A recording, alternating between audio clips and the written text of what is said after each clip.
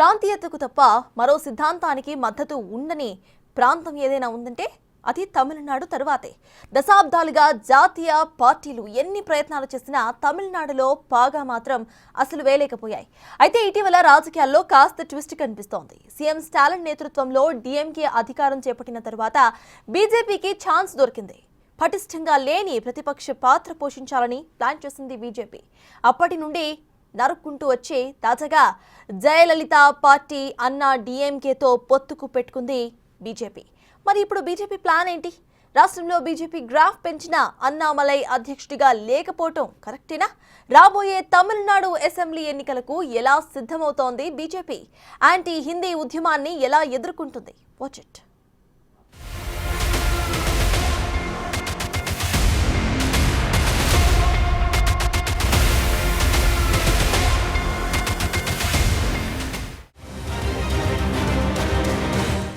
తమిళనాడులో కనిపించే రాజకీయాలు ఇంకెక్కడా చూడలేమంటే నమ్మక తప్పదు.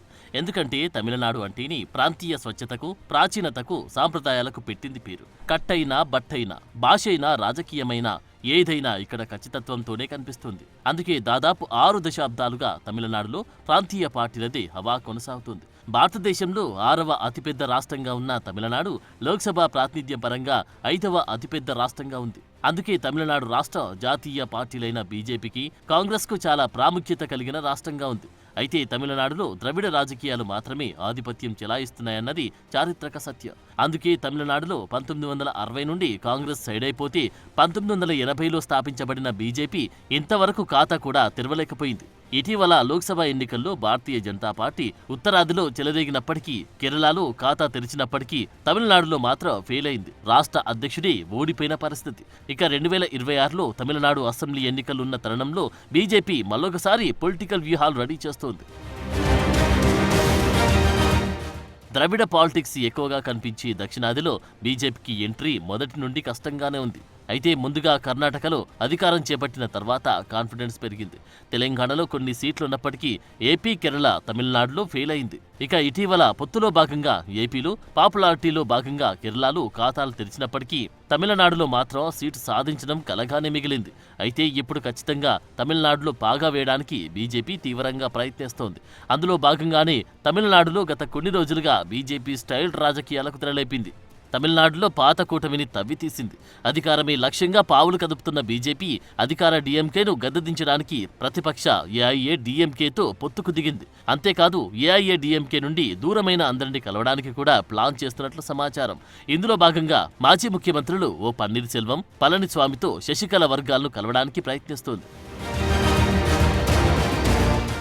తాజాగా తమిళనాడు మాజీ ముఖ్యమంత్రి, అన్నాడీఎంకే నేత ఎడప్పాడి కె పళనిస్వామి తమిళనాడు బీజేపీ అధ్యక్షుడు అన్నామలైలతో కలిసి అమిత్ షా ఏప్రిల్ 11న చెన్నైలో మీడియాతో మాట్లాడారు. ఈ సందర్భంగా 2026 తమిళనాడు అసెంబ్లీ ఎన్నికల్లో అన్నాడీఎంకే, బీజేపీ కలిసి పోటీ చేస్తాయని అమిత్ షా ప్రకటించారు. అన్నాడీఎంకేకు ఎటువంటి షరతులు, డిమాండ్లు లేవని అమిత్ షా స్పష్టం చేశారు. అయితే అన్నాడీఎంకేతో కలిసి చేస్తున్న పోటీలో ఉత్తరాది వ్యూహం మాదిరి అధికార భాగస్వామ్యంలో డిప్యూటీ సీఎం పోస్టుకు బీజేపీ రెడీ అయింది. ఇక ఏపీలో టీడీపీ, జనసేన ఫార్ములాలోనే విజయ్ను కూడా కలుపుకునే ప్రయత్నాలు మొదలు పెడతారని టాక్ వినిపిస్తోంది. ఇక తమిళనాడు అసెంబ్లీ ఎన్నికల్లో ఎన్డీఏ కూటమి విజయం సాధిస్తుందని అమిత్ షా కాన్ఫిడెంట్గా ఉన్నారు. ముఖ్యమంత్రిగా ఎడప్పాడి కె పళనిస్వామి సంకీర్ణ ప్రభుత్వాన్ని నడుపుతారని అన్నారు. అయితే తమిళనాడు బీజేపీ అధ్యక్షుడిగా కె అన్నమలై స్థానంలో కొత్త అధ్యక్షుని ఎన్నుకోనుండగా నైనార్ నాగేంద్రన్ ఒక్కరే ఇప్పటివరకు నామినేషన్ దాఖలు చేశారు. దీంతో ఆయన బీజేపీ రాష్ట్ర అధ్యక్షుడు కావడం లాంఛనమే అని తెలుస్తోంది.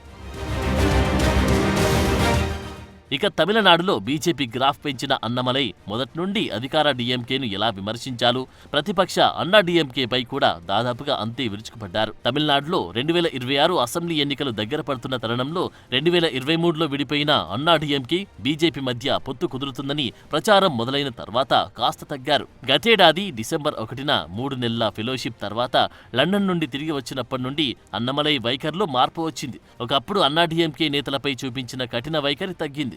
దీనికి ముందు ఏఐఏడీఎంకే ప్రధాన కార్యదర్శి ఎడప్పాడి కె పళనిస్వామిపై తీవ్ర దాడి చేశారు అన్నమలై. పళనిస్వామి అబద్ధాలు ప్రచారం చేస్తున్నారని, నిరక్షరాస్యుడు అంటూ హేళన చేశారు. అయితే గతేడాది చివరి నుండి అలాంటివన్నీ మానుకున్నారు.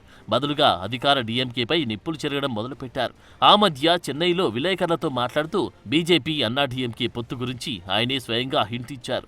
అయితే ఇప్పటికీ బీజేపీతో ఎలాంటి పొత్తు ఉండదని పళనిస్వామి ప్రకటించినప్పటికీ ఎలాంటి ఈగోలకు వెళ్లకుండా అన్నా డీఎంకేతో పొత్తుపై నిర్ణయం తీసుకోవడానికి తగినంత సమయం ఉందని అన్నారు. డీఎంకేను ఓడించడానికి ఎన్డీఏ కూటమిని విస్తరించడం అనివార్యమైతే అదే చేస్తామని చెప్పారు. ఏది ఏమైనప్పటికీ తమిళనాడులో ప్రధాన ప్రతిపక్షమైన అన్నాడీఎంకే సహా మరికొన్ని పార్టీలను కలిపి కూటమిగా ఏర్పాటు చేసి అధికారంలోకి రావాలని బీజేపీ గట్టి ప్రయత్నాలు చేస్తుంది. 5 ఏళ్ల వరకు రాష్ట్రంలో డీఎంకేకి పోటీ ఇచ్చిన అన్నాడీఎంకే ఆసరాగా తమిళనాడులో కూడా చక్రం తిప్పి ప్లాన్ చేస్తుంది. ఇటీవల పొత్తుల విషయంపై చర్చించేందుకు అన్నాడీఎంకే ప్రధాన కార్యదర్శి మాజీ ముఖ్యమంత్రి పళనిస్వామి ఢిల్లీ వెళ్లి అమిత్ షా సహా పలువురు ముఖ్య నేతలను కలిశారు. అయితే ఆ సమయంలో బీజేపీకి పళనిస్వామి కొన్ని షరతులు పెట్టినట్లు తెలుస్తోంది. అందులో ముఖ్యమైనది తమిళనాడు బీజేపీ చీఫ్ గా ఉన్న అన్నమలైను ఆ బాధ్యతల నుంచి పక్కన పెట్టాలన్నది ప్రధాన డిమాండ్. అందులో భాగంగానే ఇటీవల అన్నమలై పార్టీ చీఫ్ పదవికి రాజీనామా చేసినట్టు తెలుస్తోంది. అయితే పళనిస్వామి పెట్టిన మరో కండిషన్ అన్నాడీఎంకే పార్టీలోకి మాజీ సీఎం పళనిస్వామి కౌంటర్ అయిన పన్నీరు సెల్వాన్ని మళ్లీ తీసుకురాకూడదని. ఇక నిర్ణయాలు ఏం జరిగాయో కానీ తాజాగా తమిళనాడు వేదికపై అమిత్ షా పొత్తును మాత్రం స్పష్టం చేశారు. ఇప్పుడు మిగిలిన దశల్లో రాజకీయం ఎలా ఉంటుందనేది ఆసక్తి రేపుతోంది.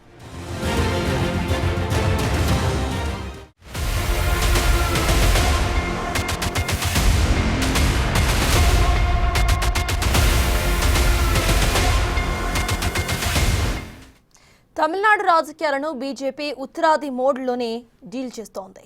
అందుకే అన్నా డీఎంకే ఆసరాగా జెండా పాతే ప్రయత్నం చేస్తోంది. కానీ పొత్తు పెట్టుకున్న అన్నా డీఎంకేలో అంతర్గత కలహాలే ఇప్పుడు బీజేపీకి తలనొప్పిగా మారాయి. దాన్ని సెట్ చేయడానికి మోదీ సైతం ప్రయత్నించి విఫలమైనట్టు తెలుస్తోంది. మరి అమిత్ షా దీన్ని అసలు ఎలా పరిష్కరిస్తారో చూడాలి. దీంతో పాటు సీఎం స్టాలిన్ చేస్తున్న ఆ డీలిమిటేషన్ హిందీ భాషకు సంబంధించిన అంశాలను కూడా అమిత్ షా నేతృత్వంలో బీజేపీ ఎదుర్కోవాల్సి ఉంది.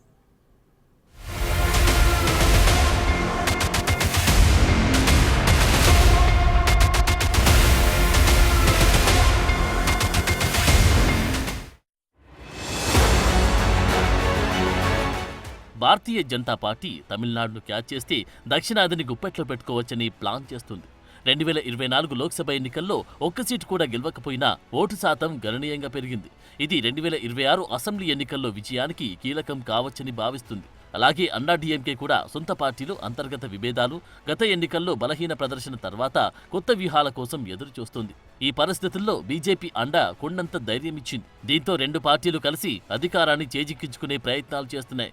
ఇటీవల తమిళనాడులో జరిగిన ప్రధాని మోడీ పర్యటనలో పొత్తుల విషయమై మాట్లాడేందుకు మాజీ ముఖ్యమంత్రులిద్దరికీ వేర్వేరుగా మోడీ అపాయింట్మెంట్ను ఫిక్స్ చేశారు. అయితే పళనిస్వామితో పాటు పన్నీర్ సెల్వంకి కూడా అపాయింట్మెంట్ ఇవ్వడంపై పళనిస్వామి కాస్త అసంతృప్తిని వ్యక్తం చేసినట్లు తెలుస్తోంది. ఆ తర్వాత ఎలాంటి రాజకీయ సమావేశాలు, భేటీలు లేవని ఆకస్మిక ప్రకటన చేసి ఇద్దరిని కలవకుండా మోడీ వచ్చేశారు.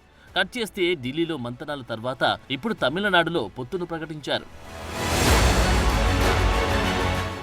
ఇంతవరకు బాగానే ఉన్నా ఇప్పుడు అధికార డీఎంకేను ఎదుర్కోవడమే బీజేపీకి పెద్ద టాస్క్ గా ఉంది. దానికోసం అమిత్ షా ప్రత్యేక ప్రణాళికలు చేస్తున్నట్లు కనిపిస్తోంది. ఇటీవల డీలిమిటేషన్, హిందీ భాష అంశాల్లో సీఎం స్టాలిన్ దూకుడు, తమిళనాడులో కేంద్రంలోని మోడీ ప్రభుత్వానికి వ్యతిరేకంగా మరో ఉద్యమం వస్తుందనే దాకా వెళ్ళింది. దేశంలోని బీజేపీయేతర ముఖ్యమంత్రులందరినీ పిలిచి ఒక జాయింట్ యాక్షన్ కమిటీని కూడా ఫామ్ చేశారు. తమిళనాడు వ్యాప్తంగా రైల్వే స్టేషన్లు, పోస్టాఫీసులతో సహా హిందీ బోర్డులకు నల్ల రంగు పూశారు. అయితే స్టాలిన్ ఇంత రాద్ధాంతం చేస్తుంది రాబోయే ఎన్నికల కోసమే అని బీజేపీ గట్టిగా ప్రచారం చేస్తుంది. ఈ క్రమంలో తాజాగా అమిత్ షా స్టాలిన్ ప్రభుత్వంపై విరుచుకుపడ్డారు. ప్రొఫెషనల్ కోర్సుల్లో తమిళ మీడియంను అనుమతించడం లేదని అమిత్ షా డీఎంకేను విమర్శించారు. ఎన్డీఏ ప్రభుత్వం ఉన్న ప్రతి చోట మెడిసిన్, ఇంజనీరింగ్ చదవడానికి మాతృభాష సిలబస్ అందుబాటులో ఉందని, కానీ 3 ఏళ్లుగా స్టాలిన్ను అలా చేయమని అడుగుతున్నప్పటికీ ఆయన చేయలేదంటూ పేర్కొన్నారు. అసలు సీఎం స్టాలిన్ తమిళ భాషకు ఏం చేశాడో చెప్పగలరా అంటూ ప్రశ్నించారు. ప్రజల దృష్టిని మళ్లించడానికి డీఎంకే సంస్కృతి, మతపరమైన చర్చలను ఉపయోగిస్తుంది అని ఆరోపించారు.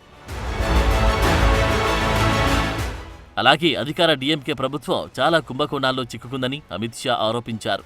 డీఎంకే ప్రభుత్వం మద్యం, ఇసుక తవ్వకం, ఉద్యోగాల్లో అవినీతి, ఎంఎన్ఆర్ఈజీఎల్లో 39,000 కోట్ల పైన అవినీతి జరిగిందని ఆరోపించారు. వీటన్నిటికీ సీఎం స్టాలిన్, ఆయన కుమారుడు డిప్యూటీ సీఎం ఉదయనిధి స్టాలిన్ సమాధానం చెప్పాలని డిమాండ్ చేశారు. మొత్తంగా డీఎంకే టార్గెట్ గా బీజేపీ అస్త్రాలను సిద్ధం చేసుకుంటుంది. అయితే అన్నమలై అసంతృప్తిగా ఉన్నారనే ప్రచారానికి కూడా బీజేపీ కౌంటర్ రెడీ చేసుకుంది. తాజాగా మీడియాతో మాట్లాడిన సందర్భంలో అధ్యక్ష పదవి అనేది నాకు ఉల్లిపాయతో సమానమంటూ అన్నమలై సంచలన వ్యాఖ్యలు చేశారు. మరోవైపు తమిళనాడును అభివృద్ధి చేయడంతో పాటు తమిళ ప్రజల్లో హిందుత్వ ఎజెండాను బలంగా ముందుకు తీసుకెళ్లడానికి బీజేపీ పంబన్ బ్రిడ్జిని కూడా బాగా ప్రచారం చేస్తుంది. దీన్ని అద్భుతంగా నిర్మించి జాతికి అంకితం చేస్తామని చెబుతోంది.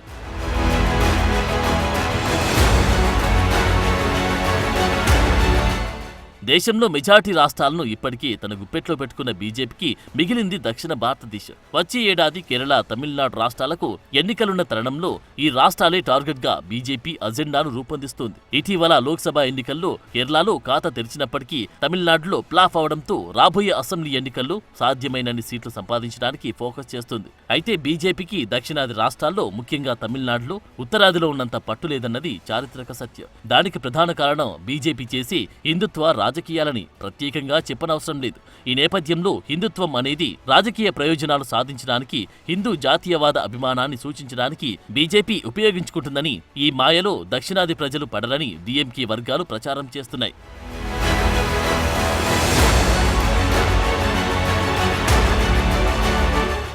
ఆ మధ్య నిర్వహించిన ఓ సర్వేలో దక్షిణాది ఓటర్లలో మతం ప్రధానమైనది కాదని కూడా తేలింది. దీనితో తమిళనాడులో మతం వ్యక్తిగత విషయంగానే ఉంటుందని, బీజేపీ ఎంట్రీతో ఇక్కడ కూడా మత రాజకీయాలకు ప్రయత్నాలు జరుగుతున్నాయని డీఎంకే నేతలు కౌంటర్ రెడీ చేస్తున్నారు. ఏది ఏమైనప్పటికీ మోడీ నేతృత్వంలో బీజేపీ టార్గెట్ స్పష్టంగానే ఉన్నప్పటికీ అవి ఎంతవరకు ఫలిస్తాయన్నది వేచి చూడాలి.